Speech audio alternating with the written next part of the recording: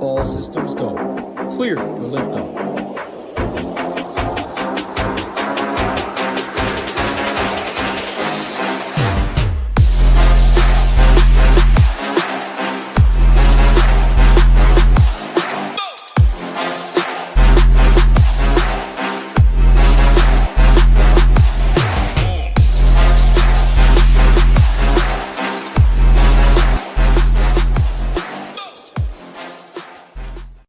What's up, everyone? Tyler Tamboline here, aka ToeTagginTambo, back for another edition of our PGA DFS show here on the SHIPIT Nation YouTube station. Got my guy Hoopster here with me, as always, going to break down all things Waste Management PHX Open. Before I get into it, though, SHIPIT Nation YouTube station, 9.65K. We're very close, only 350 subscribers away from 10,000. It is free to subscribe.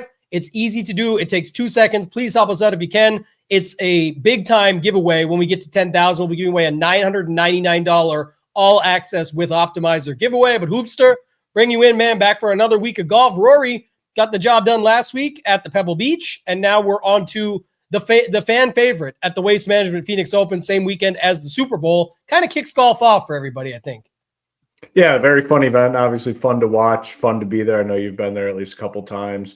The field's pretty good, I'd say. I mean, some top end guys, and then it does fall off pretty quickly, but we do have some names here, and seems like a lot of these guys, good history. The course history is kind of sticky, where like the same guys tend to play well here every year, and to me, it's one of those courses where everyone's kind of in play. I mean, different skill sets can potentially win here, so it's a fun one, definitely a fun one to watch. And prize pools are big. They bumped it up a little bit this week for the Waste Management, so it's one of my favorites, and can't wait to dive in and talk through it.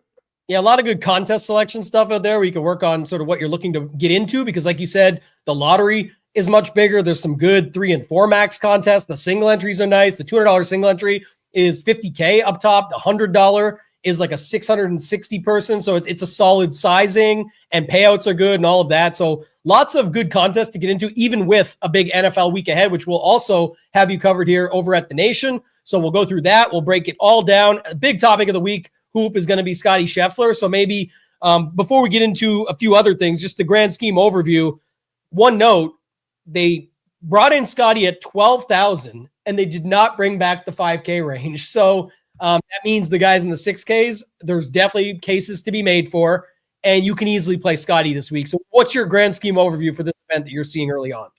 Yeah, I mean, no 5K, but I guess the nice thing is, if you are interested in Scotty, which I imagine most people will be interested in Scotty, is there's a gap there between him and the next guy, which is Justin Thomas, and it's a $1,500 gap. So it is a big savings if you do go down from Scotty to JT. Now, if it was all pretty tight, if it was Scotty and then JT was only 500 less and Hideki was like 700 less, Scotty would be extremely highly owned. So I think we are going to get a little bit of a break in the ownership because of the big gap, the 1,500 and then no 5K range, which doesn't really matter when you're saying like the 5K range, but it does matter when you start bumping everyone down in terms of where they are. Like upper sevens is now the lower sevens, and those guys look way more appealing. So I think it's good. We're showing preliminarily like right around 30, and man, this guy came back, looked totally fine. I mean, I know a little bit. We didn't personally have any issues with it, but some people, there's some hesitation. It looked totally fine. Finished 8th or 9th last week, was I think best in the field from what was it, approach or whatever the statistics are. So and it's a spot where he's had a lot of success. I mean, he dominates here. So it's definitely a big time talking point. Once you start going down, it does quickly get uncomfortable with some of these price tags. I mean, you see, we talked about our pre-show, Sam Burns at 10K. That's kind of a little bit of a sticker shock. And then even the upper sevens, like, Corey Connor, Thigala, Benny On, Robert McIntyre, all in the 9Ks. So I think it is interesting in terms of roster construction, like what you do, because it immediately starts looking overpriced. Even Jordan Spieth, who looked awful last week, 8,700. So he got an $800 price increase from last week. Jordan Spieth, that is, after looking really shitty. So it does get uncomfortable very quickly when you start dropping down into the 9s and the 8s. Poor Spieth. Yeah, he just gets crushed. He did have a 5-under bogey-free round to round out the event, but also no pressure when you're completely out of it, literally like 20 strokes back or whatever it was at that time, just way off the lead. I remember them showing and Jordan Spieth makes a birdie to go 4-under on the day, and I'm like, he's +1, and the leader is whatever they were at. It was like an 18-stroke difference, it felt like. So my takeaway would be, we'll talk about that when we get there. I will say, I can't bet a shoey on this because I can get clipped hard on this, but I have a hot take early on, and maybe it's not a hot take. Maybe the chat agrees with me. I don't know. I think Scotty will be 40% or more in the lottery even. I think there's a few factors. One, we talked about the early one. It's not even about the 5s. It's more of the 6s become a little more relevant. People can just spread it out. I don't think there's going to be super high ownership in the lower 6Ks or anything, but just noting it's easy to get there. But the problem really lies in $10,000 Sam Burns, $9,700 Corey Conn. That's a good point. Yeah.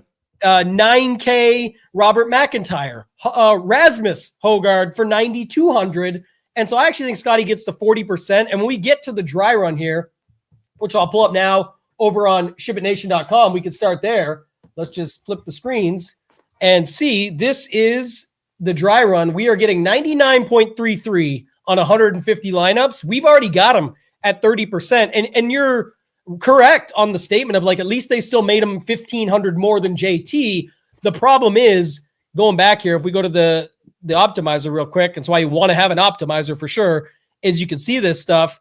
You have 6,900 even if you're playing both of them, and you'll see later on. There's definitely golfers 65 to 6,900. So you only really need to make one or maybe two of them work, and nobody really likes this 9 and 8K range because the 8K, don't forget, is even starting at the top in 9, Bobby Mack, Spieth at 8,700, Grazerman coming off a withdrawal for a hand injury, at 86. Who knows how actually bad it was? Just saying. Wyndham Clark, no way Nick Taylor could win 2 years in a row at 8,400. Cam Young, 81. So realistically, people are going to be just fine. And even if they drop from JT, I don't know who it would be, someone that they go to more, like Sungjae. Well, now you're at 7,050. That you can get to. So we'll see. But any thoughts on that real quick before we keep it moving? The chat seems to think a little bit, right? So agreed. I had just a weird thought kind of pop in my head after you were talking through all that, and it makes sense. But what percentage of DFS events last year, that Scotty was a part of, that Scotty was in, was he optimal? What percent? It's probably 30-40% or so, right? It was, I don't know it off the top of my head, but I know, to just say one thing quick, our guy Kenny in the Discord who plays all the highest stakes, he said he made a big mistake by trying to fade him for that reason, a lot of the stuff last year. And he said it's crazy when you look at his top 10% rate. Yeah, it's even last week, it's only because Rory won. Yeah, if Rory doesn't win, you still need Scotty. If Rory finishes below Scotty, you need Scotty last week.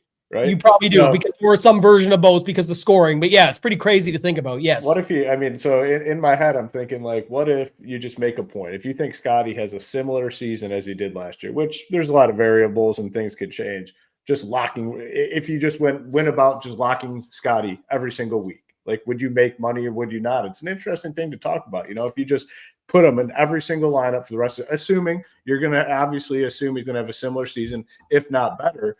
Would you make money by just hitting that lock button if he had a similar season that he did last year? It's just a thought kind of going through my head because I'm considering this week, if he does get to that 40-50, just hitting that lock button and just saying, you know what, it's just Scotty this week. And if it's not him, that's fine. We'll catch him at a different week. But I just struggle to find, in order for him, if he finishes 8th this week, in order for him to not be optimal, like Thomas or Matsuyama or Burns would have to win it, and it would just have to, the numbers wouldn't match up or something. So I don't know. I'm considering hitting the lock button. He looked great to me. He looked, phenomenal, just smooth, no mistakes, plays well here. It's a thought going through my head this week and kind of moving forward in these situations. I mean, he's less than 3-1 to win the event. It's insane. Right. That's why I think the 40% stands, and maybe it won't even be a crazy take by tomorrow when even more content comes out. I just think right now everyone's projecting him safe at 30. I think it's over 40. And I also say we called it last week, but I mean, so did everybody. It wasn't like he wasn't owned. My point being, though, if him knocking off the rust is coming back to a signature event with a pretty solid field and still leading the field in approach, playing what looked like his C+ game and still finishing top 10 to that. Like, look at like what Rory had to do to win. We're talking about hole in one, like all these other things that he had happen. This guy barely played good and won. He dominates here. He's always putted well here. I'm sure people will look for reasons, but maybe the answer is just to do that with Scotty and move on, like you said. Yeah. But I do agree with you. Like it's definitely going to be higher, like than 30, just because what are the builds without him? You're going to have to really like Justin Thomas at 10.5. That's more expensive than he probably was all last season. Like JT at 10.5, that's more expensive than he was all season. Hideki 10.2, Sam Burns 10K, and then the 9K range. Everyone looks overpriced. So Scotty is going to be higher owned, I think, than anyone. Even if some of these numbers bump up too by tomorrow night, and if people are showing 35, 36, I'm with you. I think it is going to be around 40 because the alternative builds just don't look all that appealing. But you're going to take Scotty and take Scotty and a random. I'll just plug in Siwoo Kim. And that is like, what is that? 20,000. So we're going to do some rough math here on the fly. So that's 20. Your other alternative would be like. Well, I got it here. I'll put it up on the screen. Yeah. You said Scotty Siwoo, right? Yeah. So 10K. You got 7,500 left. Yeah.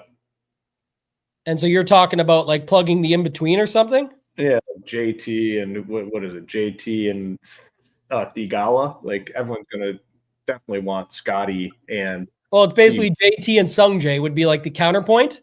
Yeah. 7,500-ish. Yeah. And maybe it's somewhat. People are just going to want Scotty, I guess. It really doesn't even matter, the 2v2s. Like, people are going to want Scotty when it comes down to it. Well, this is the thing. If you look at like the Vegas odds and the win equity and stuff like that, Scotty has like 25% win equity himself. These two combined for like 8 or 9%. Like, I don't know how you're making it up. You're going to have to make it up via 6 of 6. Hope he doesn't do well. Hope multiples of these guys outscore him. All of that and more. So you're going to have to find ways to get different with Scotty and just find them in there. That's my opinion on it. So don't think there's any shocker there, but I thought it was a good discussion to have off the top because it's not who you play, it's how you play them. What are your thoughts on getting different with Scotty? Like, what do you think the most common Scotty build is? And I'll throw it to the chat as well. What do you guys think the lineups start with when they go to Scotty? Because we have it here. I think it's Scotty and mid-tier, a bunch of mid-tier guys. Scotty and probably maybe an 8K and some 7. Yeah. Yep. That's what it's going to be because you look at the guys in the upper 7s or low 8s, like you look at the names, they don't look all that much different than the guys in the 9K range. You're not really sacrificing much in projection. Like we have our preliminary projections up. You look at the 9K range versus some of these guys in the 7, very similar projections and very similar like Vegas odds to win. And people are going to see that. So I think it's going to be Scotty balanced is what a lot of people do. And avoid probably the 9K range and avoid definitely like the upper 8K range. I think that's going to be a very common Scotty type team this week. Yeah, if you look at a dry run here, because of that's the other thing that Scotty does, right? You got to remember that he certainly takes away from it right away, but like almost no Matsuyama, no JT, a little bit of Sungjae at 4%. So when you're talking about those other guys up top, and I don't even see Sam Burns, I imagine just because his price tag of 10,000, it's going to be very hard to get to him.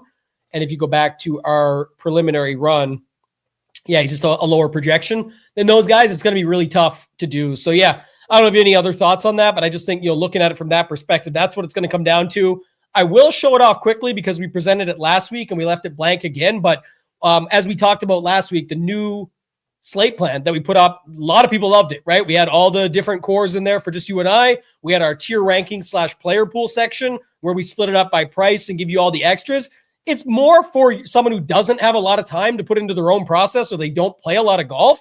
We have the stone. We have the projections and ownership. We have our value report, which is free. You can check out the course fit rankings and, of course, DGen's notes and scorecard. But coming back this week will be the weather, the ownership thoughts by range, and then the roster construction thoughts. So I'll be filling out more once I complete this show, go through all the roster construction with Mayo tomorrow, and then get to my final thoughts. That will all be in here on the slate breakdown and give you some different ideas on how you can go about using Scotty that I come up with. But anything else you want to talk about at the top with Scotty? If not, it is JT, Hideki, and Sam Burns right behind him there. Yeah, Sam Burns at 10K definitely looks like a severely overpriced guy. And to me, and you saw it in that dry run build, like if you do get some Sam Burns, you're probably sacrificing some Scotty Scheffler shares, and that's something I'm just not willing to do. I know Burns has played well here, and he's been decent lately. He had the 29th at the American Express, the 22nd at the AT&T last week. I just don't think he can do it this week. So for me, like if Burns beats me, he beats me, and I'm fine with that. And then like the JT and Hideki thing is somewhat. JT scored phenomenally well. Like the birdies were all, birdies, eagles. Like he definitely outscored his finishing position. He finished 48th, but like I think his DK scoring, and I'm sure someone has in the chat, had to be like top 15, maybe if not more. It was just a ton of scoring, a lot of birdie, bogey, eagle, bogey, double bogey. I think he had a triple as well, but the scoring was very good. And then Matsuyama has always played well here, and the course sets up well for him, and he was not great last week.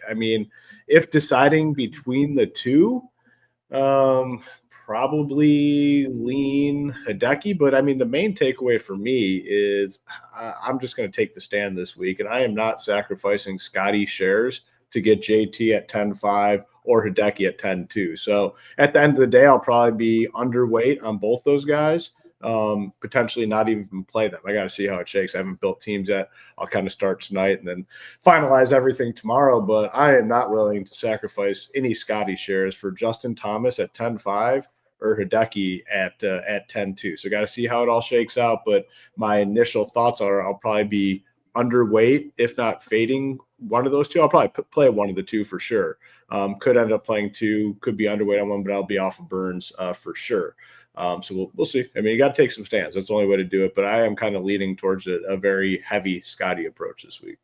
We've got a Super Bowl show. We're going to be recording it Friday afternoon. It will be live. I think we said 2 p.m. Eastern. That will be here on the channel, so you guys can mark your calendars. Make sure you're subscribed because that's what gets you the notification. All of our shows are free when it comes to that. So what do you have an early take? Scotty wins the Waste Management. Everyone's primed and pumped up, and then Eagles win the Super Bowl to bust all the parlays. Is that I was just thinking through this. I feel like if you are doing this, if you're doing the Scotty and then the Super Bowl winner, like wouldn't you at least put like a little sprinkle on the other side too? Like if you're going to do it, because the hard part is getting Scotty to win. Like that's like he's facing 122 in the field. How many are in the field this week? I think 132 with the last 3 qualifiers. Yeah. So he's facing 132 guys. He needs to beat 132, which obviously it's not 132. There's a lot of dead spots in there. But like if you get that part right and then you don't get the Super Bowl winner, it'd kind of be somewhat disappointing. So what I'd personally do is if you are doing that, I'd go Scotty, whichever team you actually think is going to win, and then I'd do a sprinkle of the other team as well, because that would be somewhat disappointing to get the Scotty thing right and then not the Super Bowl. But for me, just a little preview, I would do the Chiefs side. And I think the Chiefs side they're going to take is then they can sprinkle on the underdog on the money line with Eagles. But your favorite thing is going to happen, Hoop. All these tickets are going to exist.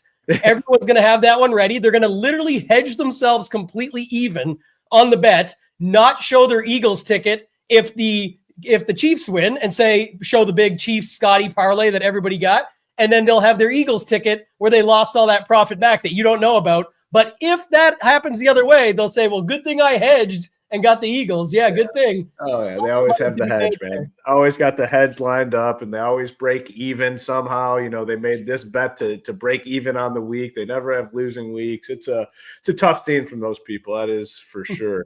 It's our new favorite bit, Hoop's favorite topic. But I guess David brings up one thing that I will touch on, because we've definitely seen this script in the past. And, like John Rahm back at the Mexico Open, things like this. And I understand it.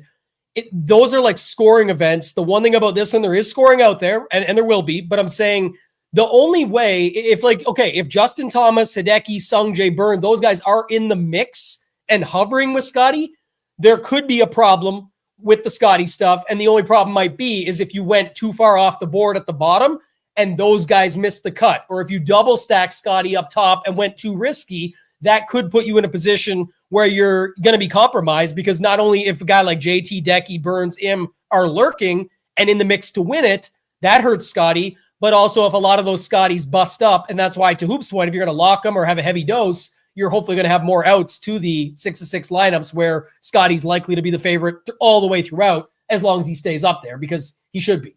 But that was just a quick take on the low end stuff. To Nick's question here, you don't need to build in sets if you're building with Scott. Like, if you're taking 100% Scotty, you're in. That's one set. I know what you're saying, splitting it. But if you set it up in your optimizer to just cap Scotty at 60%, I don't lock guys, so I won't lock Scotty this week. But if you play 60% Scotty, you're just, the other 40% is your second, I mean, non-Scotty lineups. It does feel that way to talk about it out loud, but that's not actually the case. Risk versus reward, I think that's more than fine. Derek, shout out to Derek. I know he said earlier he's on bathroom duty at the school this week, so he's back in class, but bathroom duty, I don't even know. Can we get a further? I saw that too, and I was kind of wondering what bathroom duty it entails. Yeah, I'd like to get a little explanation. Maybe I want an explanation. Maybe we don't want to know, but I don't know what age he teaches, but like my daughter is now middle school age, and the bathroom stuff sounds somewhat dangerous, dude.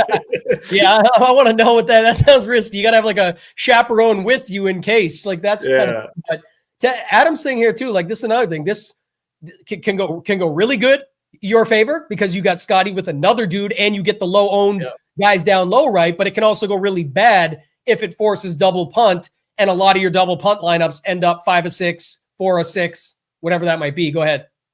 Yeah, we got the explanation. Yeah, kids set up fights, selling drugs in the bath. Yeah, so yeah, I get that now. As having a middle schooler, I fully understand what that's all about now. Ross said he said the same thing about Rory last week. It got punished, but as we always like to say, you can get it back in showdown. That's the key. Made it a profitable week overall. Yeah. So I do think the double studs probably a little less than we typically see, even though it is you pulled it up, like you can make it happen. Like you still have, if you go, was it Scotty and JT, it was like 6,900. You can make it happen.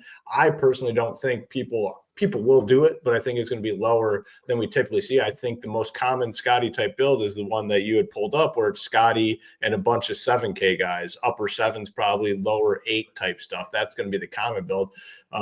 It's not going to be completely uncommon to see Scotty and JT, but I just don't think as many people will do the double studs this week as we've seen in the past.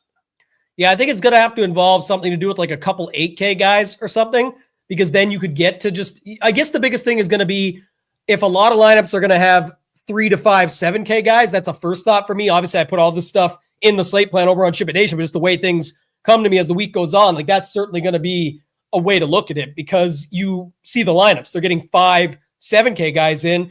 A lot of people will push it one level and be like, oh, let me get a $6,900 guy and an 8K flat guy. So you didn't change shit. You put an 8 in front of one number and a 6 in front of the other, but you didn't really move off anything. You got to get a little bit, within that range, you got to get something that's a bit unique. Like I'm just making something up here, but I'm at the same 7,000 as a Scotty JT. You got to hope that Scotty dusts JT. The 8K guys in the mid-range 8s that nobody can really get to with super low ownership come through, and then you get 3 7K guys or a 1-6, 2 7s. At least then you're on an actually different build setup. So to me, that's just how I would look at it. But yeah, I think that's the case I'm looking at here. And some people like to scale back on weeks like this. Like, well, if it's just going to be a 5-man roster, Scotty and whoever gets the 5 right, more variants, then you know that. Take that going in. If you want to play less, no one says you have to force action just because. Well, yeah, or build to beat that. Like if you are in agreement that it's Scotty, less than half the field, more than half the field will probably not be playing Scotty. So more than half the field in basically any contest, the higher stake stuff, it probably has a chance to get to 50 in the higher stake stuff. But any other contest you're playing, more than half the field is not playing Scotty. So you look at it, it's like, oh, it's just 5v5, but not necessarily, because again, a majority of the people are not going that route. So if you think it's Scotty this week, like make sure to get overweight. Like this, for me personally, and I know you build differently, and that's the beauty of DFS. Everyone can do things their own way. For me personally, if you're playing them, I'd get a lot of his ass. Yeah. In the, our guy Kenny said, I've arrived, the show could start, but in the Thunderdome and stuff, I don't know, Hoop, what do you do that? Like, he's got to be 80%.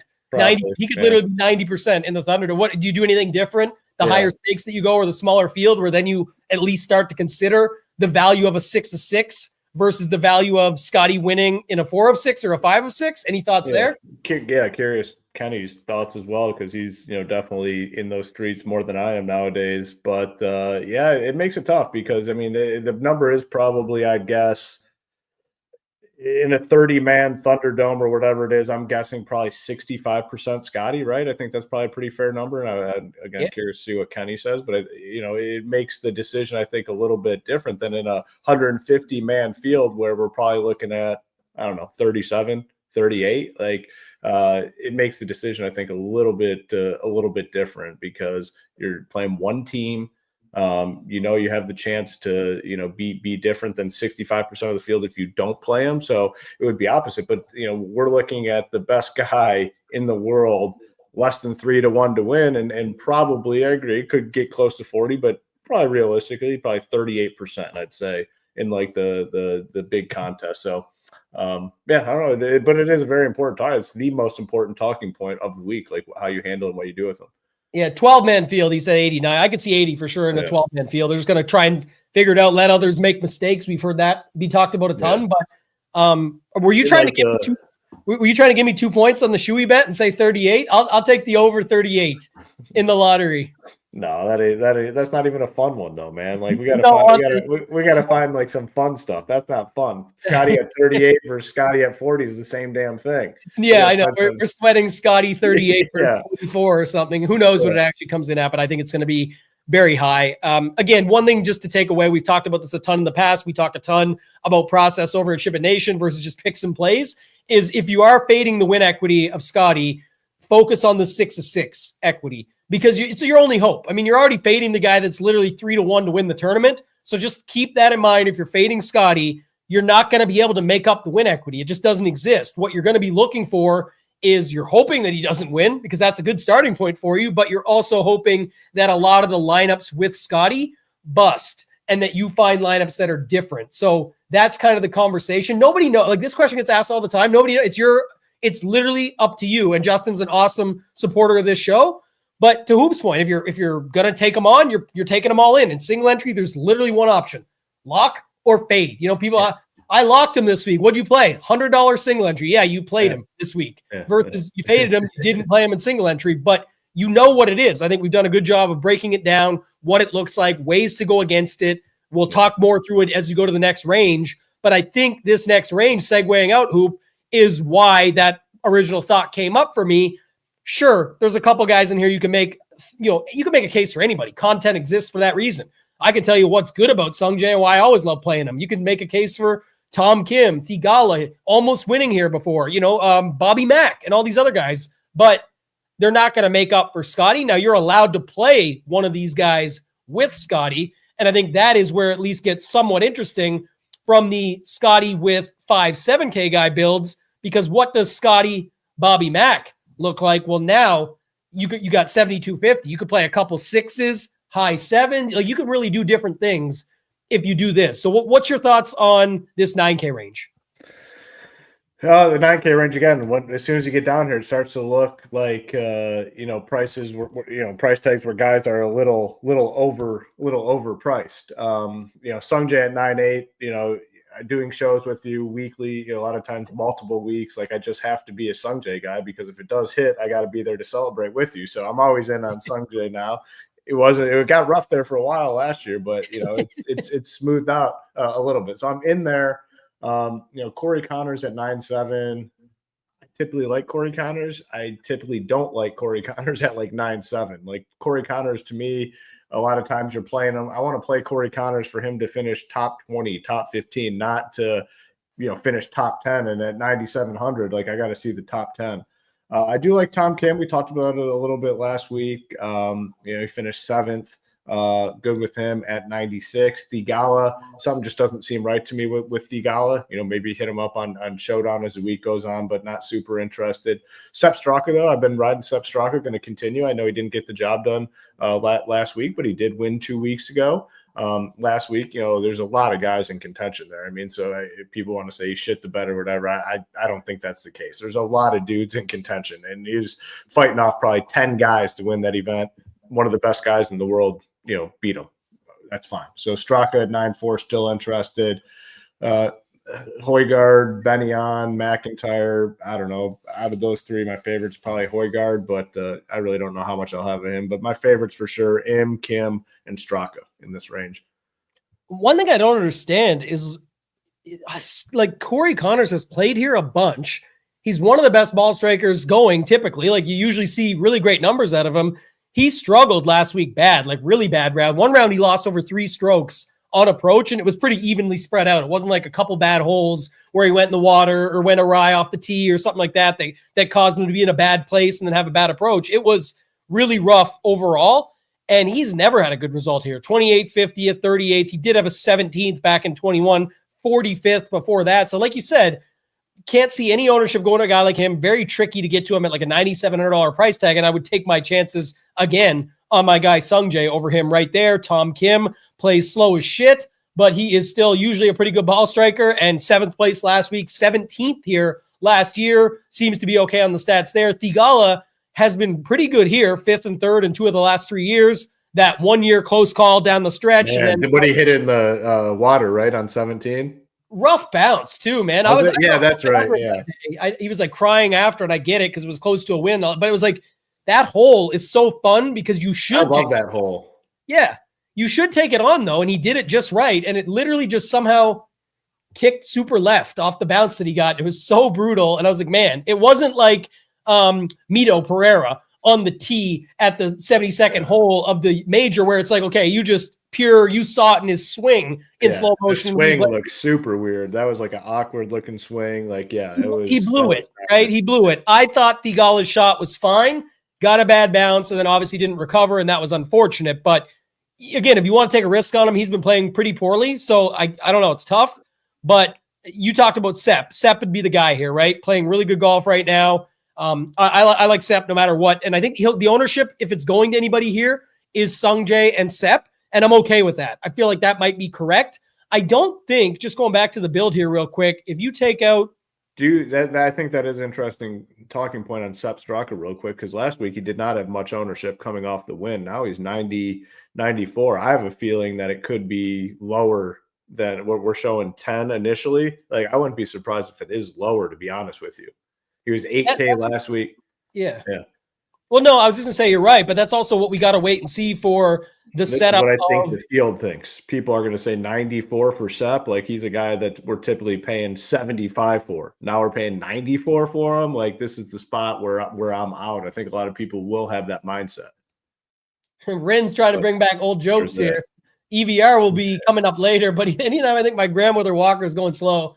Yeah, there was a thing about like an old shot clock thing with Colin Morikawa the other day, and he called out Tom Kim even back then. So Scotty's first career win at 25-1. Yeah, that was what was it? 2022.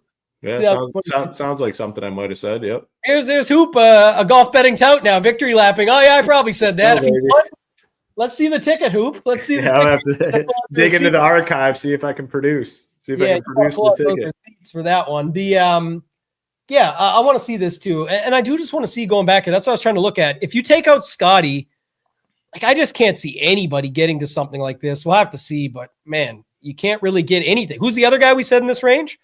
Sungjae, Sepp. Tom Kim. Oh, Tom Kim. Yeah. I mean, you got 7,100. I don't know if Kim, and Straka is making up for Scotty Scheffler alone. So that's going to be the tricky part, right? It's all going to be what happens with Scotty, but even looking at different ways to build for you guys and trying to get ideas, that is what you're up against. And it didn't really get, what did it give you? You still land on 3 7K guys or a 6K guy with 2 7. So it's not like you're that far off the beaten path of that 12K price tag, and why you got to keep thinking about that when you're building. If you go 2 of them, Sungjae and Sepp, that is where the build can get different. This is where I'm not saying it's right. I'm just trying to frame this up. If you somehow believe this to be a thing, and whoever your 2 are, pick your 2. The only thing different about this, I can say, Hoop, is you're hoping on Scotty to go down. You're hoping on Scotty to go down, and the guys that you play with him not to come with him. Like, you're hoping for 5 of 6s, 4 of 6s. You're hoping for the chalk with Scotty to bust up. So you'll have to really think about those basically Scotty and another upper 7K guy, or these 2 dudes. That's the 2v2. That's how the build's a little bit different, you know? Yes, good way of putting it, actually. Perfect way of putting it. Yeah. That's where the consideration happens, Yeah. and that's where you got to make that decision because it now That's becomes going to be the build. If you run it through an optimizer, like if you just run an optimizer, that is going to be the very common build. Scotty with all those upper 7K guys, because those those upper 7K guys project very similar to the 9K guys, and that is what's going to be produced in an optimizer. That is going to be the common build. So 467, and we got different variations of it right now. Yeah. Okay.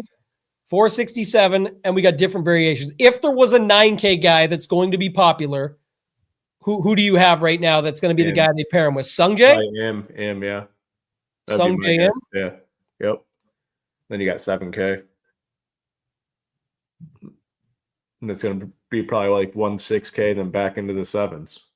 So you can get it easily. Like 467 was the number, and you're still getting it. This is just to look at it right quick, but you got Scotty, Sungjae. You got to go down to these 2 7K guys, which Homo will get to when we get there. But this is more important, I think. This is why we try and tell you guys with this show, instead of just giving you every pick in the range and all this stuff, we talk through it and how can we apply it to DFS, what we're actually playing this week in the game we're up against, because nobody knows how any golfer is actually going to do. That's a secret for you out there right quick. It's all about the field we're up against, how they're playing it, and how we can attack them for all the money this week. This is the thing, though, Hoop. I don't think people give a shit about Kevin Yu and Patrick Rogers. Those are just 2 more 7K guys that happen to have a 6 in front of them. So it does show that this type of build would be sort of probably the second most popular, right? Scotty with 1 9K, and then filling out the rest of it. So I don't think there's any surprise there. I think it's going to be, if we go back, you can just play around with it for 2 seconds. Who is take us into the 8K range. Give me your thoughts on the range, and then I'll try and run it that way. Let's do that way. Talk to me about these 8K guys. Yeah, I mean, you look at the top, and for me, I struggle with a lot of these guys at the top of the 8K range, like Kitayama, 8,900. He has not been playing well. Mav McNeely, 88. Jordan Spieth, like we talked about, he was 7,900 last week. I took a shot at him. I had some teams with him. Obviously, did not work out well. Did not play very well. Like you said, he did turn it on round 4, but completely out of contention. Nothing to play for. Probably just flag hunting at that point. Grazerman, I believe it was like a hand issue that he WD'd last week. He was not playing well prior to that. That's a little scary. Wyndham Clark has not been playing well. So for me, like, very interested though in the bottom 8K range. Nick Taylor I believe he won here last year, and he's always played well, 84, and playing solid golf. Luke Clanton at 83, I think, is an interesting play. But Tia, I don't mind at 82. And then JT Poston, crazy because JT Poston, usually a pretty damn good putter, struggling with the putter right now. But if he can find that putter, like, I think this is a course that he can definitely play well at. So in on him. And then Siwoo Kim, I think 8K for Siwoo Kim is solid. Finished 12th last week, and I know he's had some success here as well. So for me, it's like polar opposites, like not much interest at all in the upper 8s, but those lower 8s I like quite a bit. Yeah, I never fill out a full one, but people can put 2 and 2 together.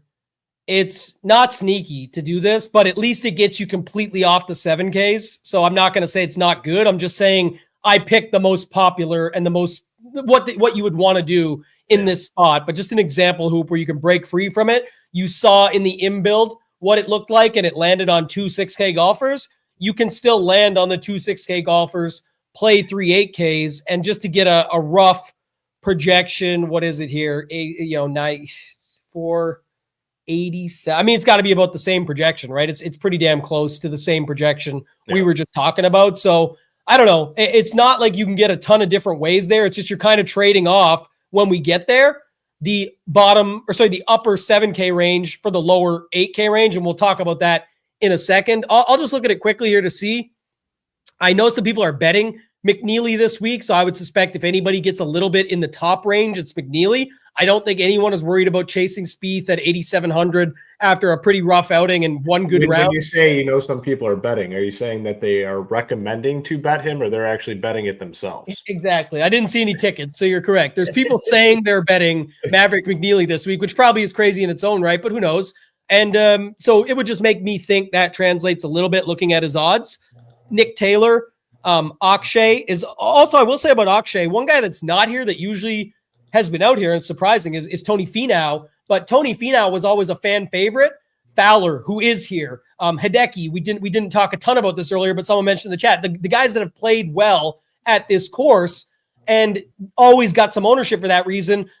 Bhatia still, Bhatia, Thigala, some of these guys here, Grazerman before his injury, Clanton, even as an amateur, some of these guys just get natural ownership because they're sort of fan favorites and people want to be there first or be on them for these prices. So I don't see a ton of ownership in this range outside of maybe Poston at the bottom, McNeely at the top, and there's a chance Siwoo gets a little bit of late steam only because, again, if you look at some of the stats and stuff coming in, people usually like Siwoo Kim.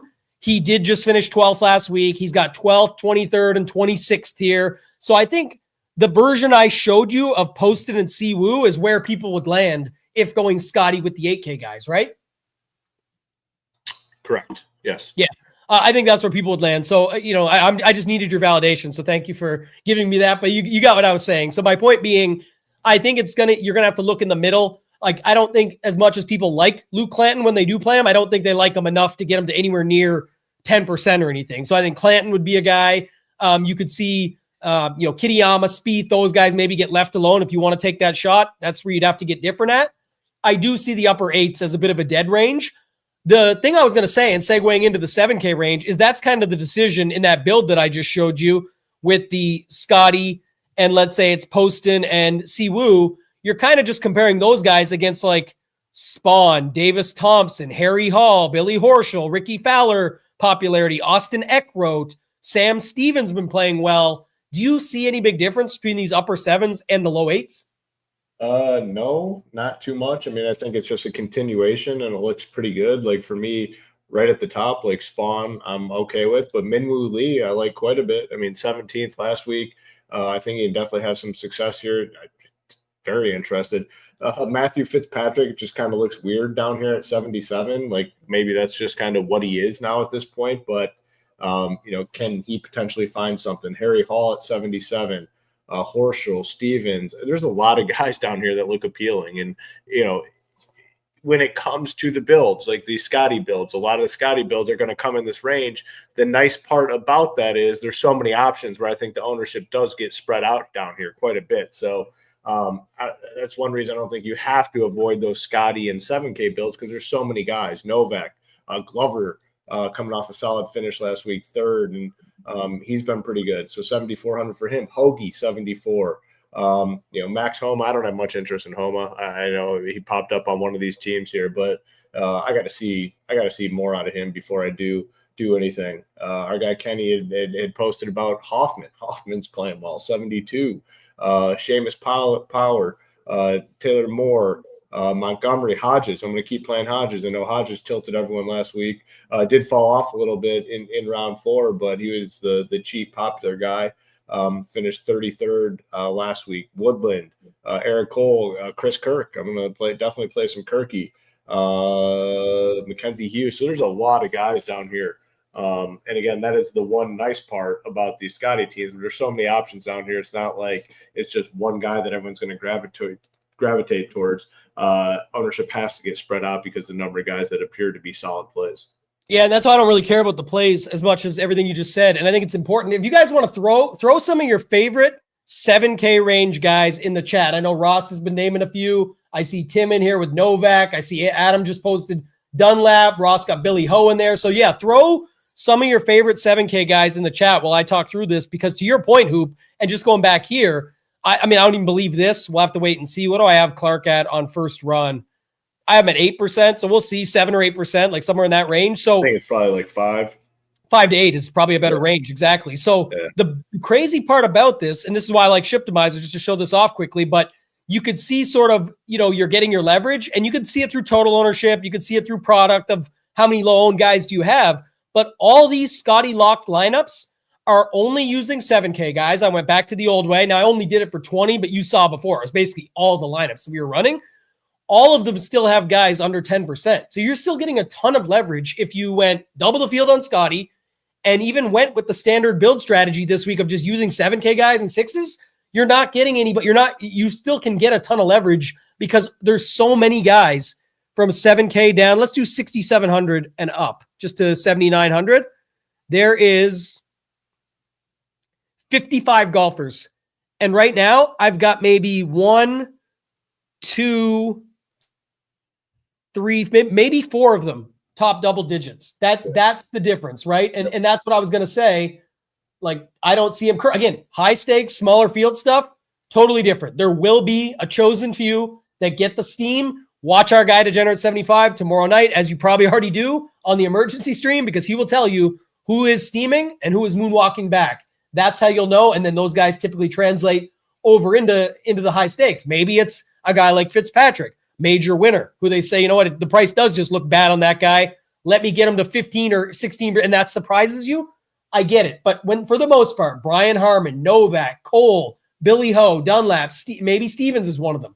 Hoffman, don't know, like course history, sure. But Eckroat always gets a little bit of steam. But honestly, most of these guys, people are talking about Dietrich, maybe it's Glover, I don't know. But not many of these guys are going to get over 10%. No and chance. You can get them all in there with Scotty and get tons of different variations of these lineups without even having to get to a different construction. And I say all that just to go back to the original point, Hoop, of when you do look at your builds and looking at it when we were doing the comparisons. Well, easy to get there when you go to something like this. But even going back, if you don't think, like I said, that this is that much different, then why even bother? You don't have to look for a different roster construction if you have all these leverage options down low. Just pick golfers that you like, that not everybody's playing together, and get different combinations. What you will need to figure out, and what's most important to know, is what are the most popular combinations with Scotty Scheffler, and how can you leverage those? Because that's where you get into trouble when you've got 3 of the same golfers with Scotty in a bunch of your lineups, because your 4 core pieces are Scotty and 3 super popular golfers with Scotty. Well, now you just got a bunch of builds like everybody else, and they're not different construction. There is no leverage points outside of 1 or 2, and you're backing yourself a bit into a corner. But I think it's going to be your play here, Hoop. It's just going to be heavy Scotty and get different with whoever you like down in the 7Ks, right?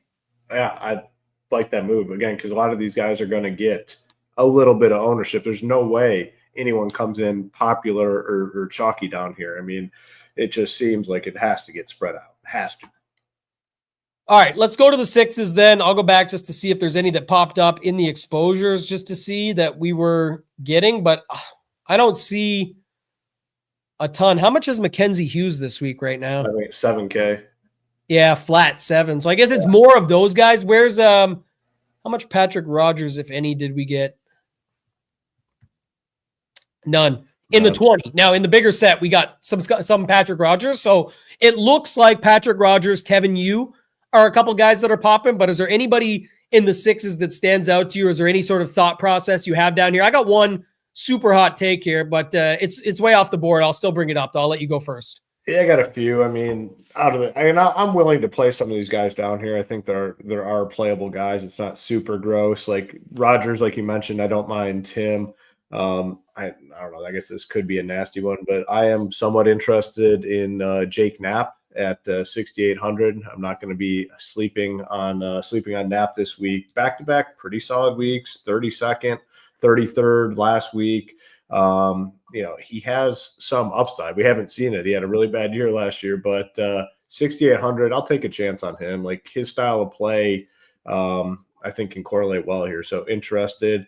Who is it? Frankie Capin, if that's how you pronounce it. He's a couple solid results. He is 6,800. Come down a little bit more. Adam Shank, I just always play Adam Shank, so you don't necessarily have to join me, but I do. Putnam, Sam Ryder was a name that someone brought up earlier. 3 straight pretty solid starts for him. 21st, 43rd at the American Express, then 25th at the Farmers. He definitely stands out as a play for me, and I don't know. I'm sure I'll have some others. Oh man, our guy Ben Silverman is not getting the job done. I'd like to recommend him, but I don't think I can really do it at this point. So yeah, fine with a few of these guys down here. Probably play 5, 6, maybe 7 of them. What about Ben Coles? I have played him in the past. Let's see what Mr. Coles has been up to. I got to see some sort of form. Okay, all right. I see 53rd, 21st. Yeah, I could 6,300. Yeah, I could do Coles for sure. Yeah, I'm interested. There's really not much down here. That's kind of the issue. So here's the hot take, and he's the exact same price as Patrick Rogers. And this is going to be a long shot. I'm going to play some Rogers still. He's 6,900. I get it. But Bud Cauley is 6,900. And Bud Cauley was really good at the Sony Open. And a lot of people looked at Bud Cauley and because he withdrew off the Amex recently. Okay. He had like a 25th and a 26th here back in the day. I don't really care about that. He played it last year, made the cut, was fine, but he's having some good golf. I think it's 3 straight top 30s. It was a 30th at the Sony Open. Then he WD'd last week. And I did some digging in and nobody knows, it's quote unquote undisclosed by the injury followers. But if you do follow Bud Cauley and go to his Instagram and then you find his wife and you deep dive, you'll remember, shout out to Chad Eckert, our boy, he had it covered earlier in the season of people that were expecting. You get a little baby swag, baby number 2 swag. His wife was due late January, and her latest post on January 25th is like now 2 weeks ago, said any day now or something like that. So I'm assuming, we'll never know because it's literally Bud Cauley I'm talking about here, but they probably had the baby, and then he's back, does the WD, and now he's back into the mix, and he's going to get the daddy time. The what do they call it? The what's the word for it again? Daddy swag. Yeah. I don't know. People call it all kinds. Baby swag, right? Baby swag. Yeah. That's what it is. Yeah. Somebody used to call it like father swag, and I remember laughing at it with buddies and making fun of it because it's not what it is. But baby swag, and then the nappy factor is like when someone's first gets like their wife gets pregnant and then they come out. So he already had that and has been riding it. He's been riding the nappy factor with like 25th, 30th, good results recently, been good here in the past, and now maybe had the baby and good to go. So I like some Bud Cauley here, just a narrative piece, but he's done well here before and he's playing well now. So I like him. After that, it gets a little bit tricky. Like it's not a ton of these guys that I love. And because we talked about it in the 7s, I don't think you need to go crazy down here. I'm just trying to scan the list, but I guess Rogers, Smalley, the most popular ones for sure. Kappen, who you mentioned was a guy I had interest in. CT Pan was another one. I forget who was trying to sell me on Rico Hoey and some of these other guys down here. But that's probably me every single week. He's teed up because I always play his. Where is his ass? Because I always play him. He's at 6,700. Yeah. Oh, he's been bad. I guess I got to check. Yeah. 7. Yeah. I don't think whoever sold me that is actually going to run with the lineup they were thinking of, but we'll see. And after that, not much. I guess for me, it's just like I said, if you're playing 2 of these guys, it's probably just 2 of them in the high 6s anyway. So if the ownership does, if the ownership does get heavy there, I don't love it nearly as much because we already talked. There's so many different guys in the other spot. One guy that's not playing great right now and didn't play great last week either. I just want to go pull his stats to see. It doesn't really matter. He didn't play good. But Hadwin, I was going to bring up only because he typically plays well in the desert. We've seen that, and he seems cheap too. I don't know why, but at 6,900, it just seems like it's a fair price. But he's got 10th, 26. He was even better here back in the day. His 10th and 26th are more recent years. We know if he gets hot with the putter, he plays good in the desert. He's sort of that same price range too. Bez is there. I just think there's a lot of ways to get different in the low 6s, but there's already enough ways to get different in the 7. So I'm not so sure you need to venture down here that much. Anything else for you on that one? It's kind of my main takeaway. It's like, man, I look in those low 7s and I see so many guys that I want to play, and so many of them look like way better than these guys in the 6K. And with that being said, in my 150, I'll definitely have some of the 6s, but I want to be in the low 7s more than the 6s for sure. I'm going to go to DGen's notes. If you guys have golfers you want us to look up for the notes, you can throw them into the chat, but easy courses, weak field, struggles and made good T10, spike results at week long. Yeah, I guess Hadwin's kind of interesting to me at that same price there. I'm not sure if Cauley, look at him. Look how happy this guy is. Imagine, he's thrilled. Imagine fading Bud Cauley. Return to form after missing. He had the injury and stuff for sure, but easier course and below average. So I didn't find anything for desert. I was going to say, I was going to use my joke as I was just teaching my daughter desert versus desert. And the difference is dessert has 2 S's because you always back to seconds. You always want more. So I mixed that one up, but just trying to see some people. Someone had Schenk in here, your boy. Yeah. It's your boy, Adam Schenk. Solid approach play at no cut events, but below average on short courses, above his baseline on TPC courses. So that could be good. Good T10, grinder, like maybe It's my boy. Shankopotamus, as DJ likes to call him up here. Maybe Shankopotamus is in the mix here. What's his price? 68. Yeah, it's down there 6.7 maybe. Let's see. Yeah, 6.6. Even cheaper, even better. Save a couple hundo. The cheaper, the better. Yeah. Joe Highsmith, did he make the cut here, or like the cut for this? I mean, he did. Bucket hat. That's an unknown. He does have a bucket hat. Swing season might tell you all you need to know, but he's a good DK points per dollar scorer. Well, it's not swing season, so that's a little scary. Swing season. Taylor Moore, incredible off the tee, can get nuclear hot at showdown. Struggles on approach, that's tricky. Prefer on long, can show up at Birdie Fest. Performs in weak fields. Struggles in strong cuts. Best putting on Poa Trivialis. This is the week. Then maybe Taylor Moore. What's his price? Taylor Moore is. Ooh, I like that. 7,200. 72, yeah. Let's get a note on Taylor Moore. Let's not forget about Taylor Moore. Let's get that guy going. Oh, we got a band in the chat. Yeah, people want to talk the shit. See you later.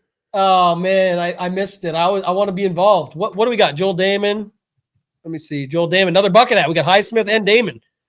Underperforms, often quits on a round. Do not chase at showdown following an excellent round. So if he does have a good one, don't play him in showdown. Can get roasty hot with irons. What has Damon done? 9th recently, and then he's made the cut the last 3 years. So we know of him, popping the shirt off with Harry Hall and those guys. That him? Yeah. But that was him. Yeah, he likes to have a good time on the course.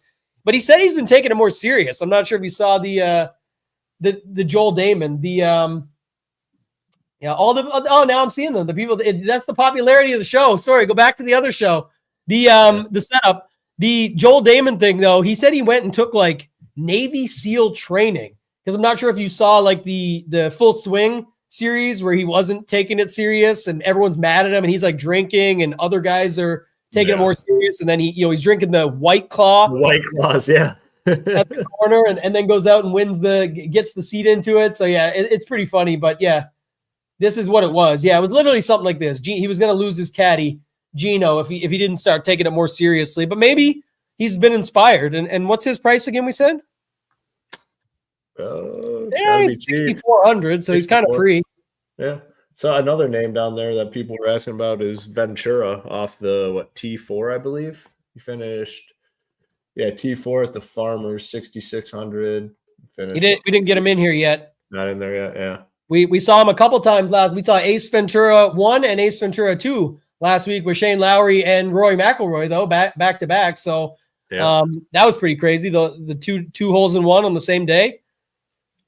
Yes. And then they finished 1-2, so it kind of made sense after all 4 days. But what'd you say he was coming off of? Oh, 4th last time out. Yeah, he finished 4th. Yeah, he was 4th place finish. He was up there definitely at the end. How much is Springer here? He's another guy that I saw pop out. He's 6,400 as well. I don't know. It's really tough when you don't necessarily need these guys. And you said Ryder earlier. Ryder is right there at 65, and you already mentioned it, but 25th, 43rd, 21st, 5th, and a 30th in 5 of his last 6. And then he missed the cut here last year, but before that, 20th and 23rd. So he's playing much better golf, and Ryder is like 6,500. So I don't know. I have no idea. Yeah. I don't know. I mean, the main thing to me is like you look at the lower sevens like we covered, and there's a lot of guys down there that look pretty appealing that are playing some pretty solid golf. And, you start comparing them to the 6K guys. It's like, man, to me, it's almost like night and day. And yeah, the Ryder for sure. I mean, I think he's the one guy that probably gets a little bit of ownership down here just because it's been like 3 straight weeks where he's been pretty solid, and he's only 6,500, and it's 25th, 43rd, and 21st in his last 3 starts. And people are going to like that for 6,500. He's not going to be super high owned, but he will get a little bit of traction down here. This might be another one too. Let me see. What do we got for Fishburne?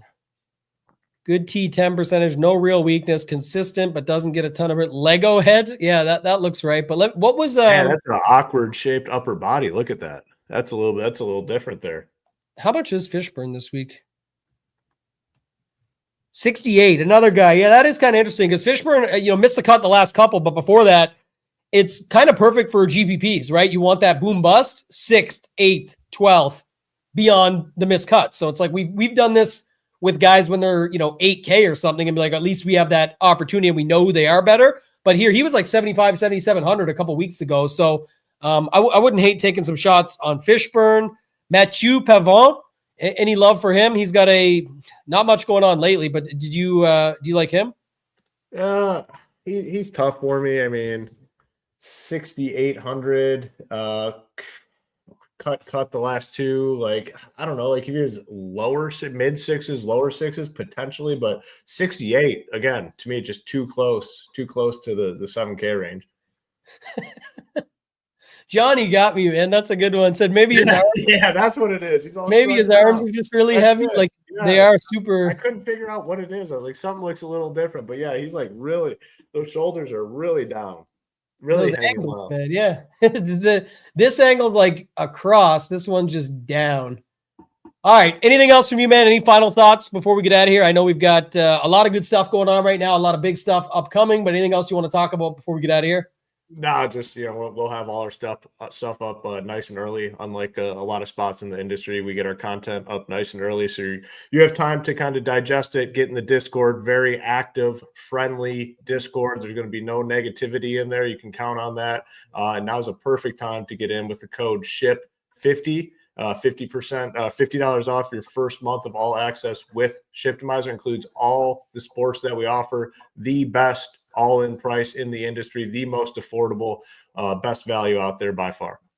Yeah, and I'll check it out right here with you quick, but that's the code SHIP50. If you go to it on the site, just go to Join the Nation. It's actually less right now. If you were joining just for PGA only, this is a golf show, you'd pay $59 with the optimizer. SHIP50 with the monthly at $99 takes it down to $49, gets you NFL Showdown for the Super Bowl. So you'll get all the Super Bowl content. You'll get all the golf, classic, and Showdown for the Waste Management, the Genesis, the Mexico Open, the Cognizant, and even the next signature at the API, or another signature, I should say, at the API. MMA coming back for 7 straight weeks. This weekend, another big one up top. We had a few members do quite well with it last week. NBA daily with our team, Rio and the rest of the team over there. Shout out to them. Nades and the team over at NHL. NASCAR coming back for the Daytona 500. So best time to join is now. Best price is $49 to get all access. Just use code SHIP50. That's going to do it for this one, guys. Appreciate you watching. For Hoop and for myself, ToeTagginTambo, let's ship it!